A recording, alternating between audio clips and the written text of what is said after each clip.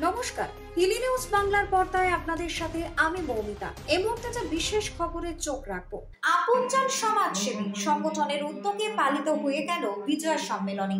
বুধবার বিকেল ৩টে নাগাদ শুরু হওয়া এই অনুষ্ঠানে উপস্থিত ছিলেন এলাকার বিশিষ্টজন এবং সাধারণ মানুষ। উৎসব মুখর পরিবেশে একে অপরের সঙ্গে বিজয়ের শুভেচ্ছা বিনিময় করা হয়। মিষ্টি মুখের মধ্যে দিয়ে সম্প্রীতির বার্তা ছড়িয়ে পড়ে।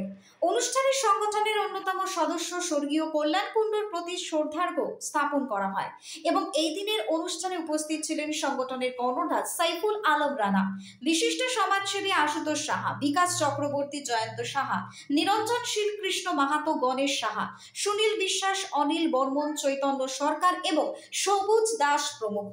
এই কর্মসূচিতে আশুতোষ সাহা, বিকাশ চক্রবর্তী এবং তাদের মূল্যবান বক্তব্যে সংগঠনের সামাজিক উদ্যোগ ও সম্প্রীতির বার্তা তুলে ধরেন। অনুষ্ঠানে স্থানীয় শিল্পী রীতা মহন্ত মনোমুগ্ধকর নৃত্য পরিবেশন করেন। শেষ অবধি সমগ্র এলাকায় উৎসবের আবহ ছড়িয়ে পড়ে। আপনজন সমাজসেবী সংগঠনের এই উদ্যোগকে সকলেই কিন্তু ভীষণভাবে সাধুবাদ জানিয়েছেন। হিলি থেকে বিদ্যুৎ কুমার মাহাতোর রিপোর্ট, হিলি নিউজ বাংলা।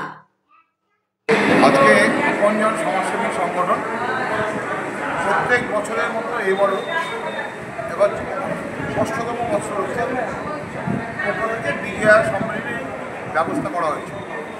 আমাদের গোটা এই সংগঠনের সদস্য হিলি ব্লকের প্রত্যেকটা অঞ্চলেই ছড়িয়ে ছিটিয়ে আছে।